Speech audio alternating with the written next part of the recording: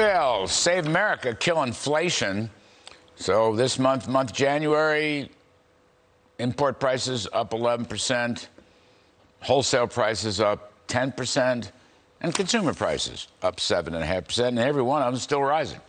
So we got a bit of a problem here. Joining us to talk about killing inflation, Art Laffer, former Reagan economic advisor and Presidential Medal of Freedom recipient, and Steve Moore from the Committee to Unleash Prosperity Hotline and FreedomWorks and all things that are good in life. Arthur, Biden's, the headline in the Journal today, the news report, was that inflation fighting was going to be at the top of Biden's list for the State of the Union. Now, I don't know what that means. It might only take 30 seconds for him, but, I mean, what is it that he's going to say? What do you think he's going to say? What's he already said? I don't understand what his inflation position is. Help me.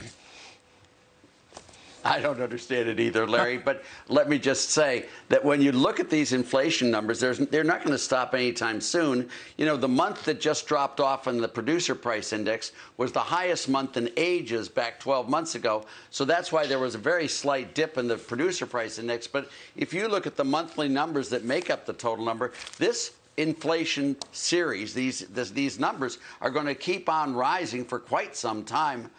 There's no way of stopping those numbers from coming up. There just is no way. Rents are going up, energy prices are going up, all of these other things are going up, and the inflation is here to stay no matter what he does. Really? So it may not be a happy moment. Steve Moore, I mean, he's going to blame the pandemic. He's going to blame businesses. He loves to blame businesses. They're all colluding, and they're monopolistic and oligopolistic, and they're price fixing. He's going to blame drug companies. But I don't think, Steve, I don't think he'll blame federal spending or Federal Reserve money printing, or maybe he'll surprise us. What do you think?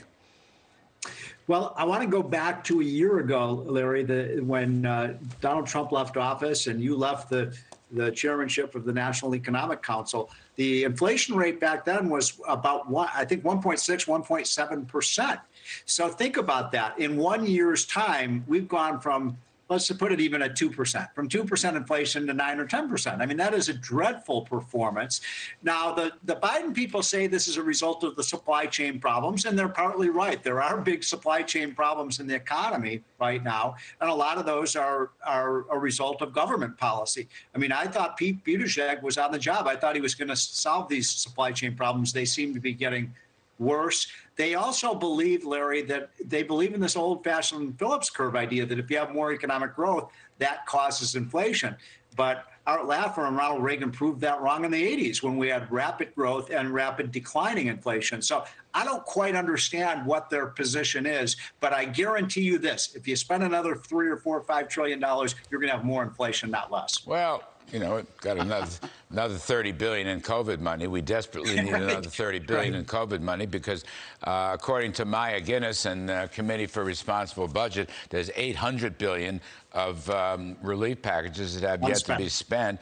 Arthur, I think blaming business is not a good strategy. The left loves to blame. So look at what they're doing. One of the problems is, there's an oil and gas and gasoline problem. So they're using climate change regulations to shut down pipelines and fossil fuels. As we talked with Senator Thune, who's from a natural resource area, I mean, he's very sensitive to this stuff. They're shutting down pipelines. They're shutting down drilling. They've ended the ANWR and willows in the state of Alaska. So regulatory factors plays a role in higher inflation, don't they? If you got too much money chasing too few goods, these guys want to blow up the whole energy sector just for starters. So what are you going to do there? That's not a policy. That's inflationary. Yeah, it surely is. And let me just say that everything I've heard from Biden so far in this administration has nothing to do with inflation, Larry. It has only to do with politics. As you know, the Keystone Pipeline, if it were opened, we would have lower energy prices. That would lower inflation. If you stopped some of the regulations, that would also lower prices and lower inflation. If you allowed businesses to be more unfettered, that would also lower prices, lower inflation, and increase output. All of that. This is still just purely a political slogan for Joe Biden. Now, at some time, he's going to have to wake up and really try to address inflation, which would mean raising the highest interest rate by the Fed, let's say, to something like 12%.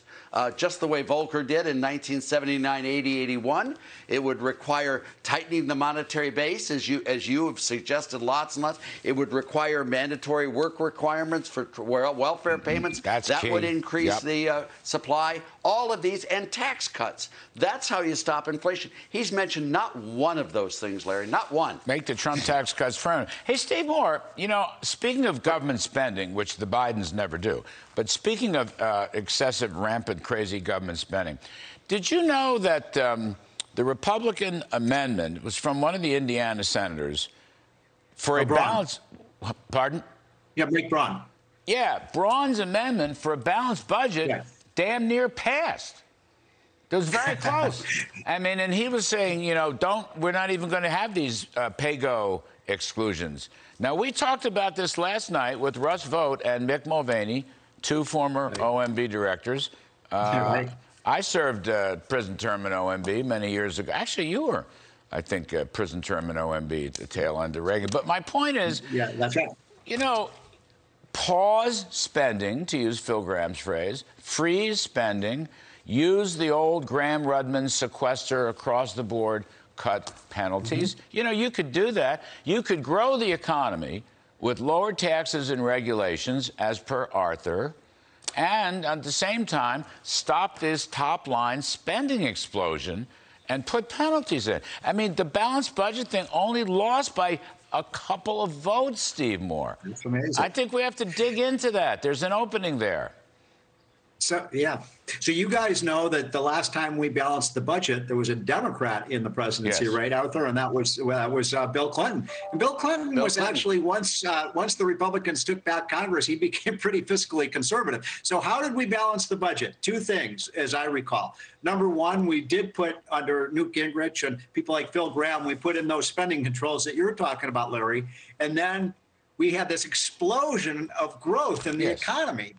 And I think you were the first person, Larry, I recall, that predicted we were going to have budget surpluses, and we did. So that's the formula. Control government spending and get the economy moving, as Arthur was saying, get the supply side of the economy pushing out goods and services. Right. Not by raising taxes for the deficit. That's, you know, on businesses and rich people. That's what left-wing Democrats do. But you use the Laffer curve. You lower marginal tax rate. The Laffer curve kicks in. Growth comes. The revenues come shooting up, Arthur. And at the same time, you put a freeze on spending. It's not that hard. I mean, it actually it only lost by 2 votes.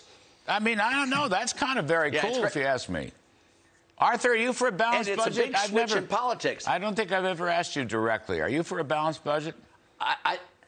I think a balanced budget amendment would be very helpful in controlling spending. Let's just put it that way. You know, if you look at the Democrats historically, they were much more balanced budgets than Republicans. In fact, Joe Kennedy was very much in favor of a balanced budget amendment when he was in Congress. A lot of them have been. They've wavered way off that path now. But I think anything that brings that spending down would be worthwhile. But it should be dropped by a lot, Larry, not just by $1 or $2. But you have to have government spending down in the range of 16, 17% of GDP. I'm talking federal government spending to bring it back into line. We have done such a bad job. You know, I think we've got to wind it up, but I think multi-trillion-dollar deficits and record spending is exactly the right time to start talking about a balanced budget. Honestly, I mean, it's the ultimate. Larry, you're going to have to. And again, Larry, you're going to have to. It's got to be you got to stipulate it.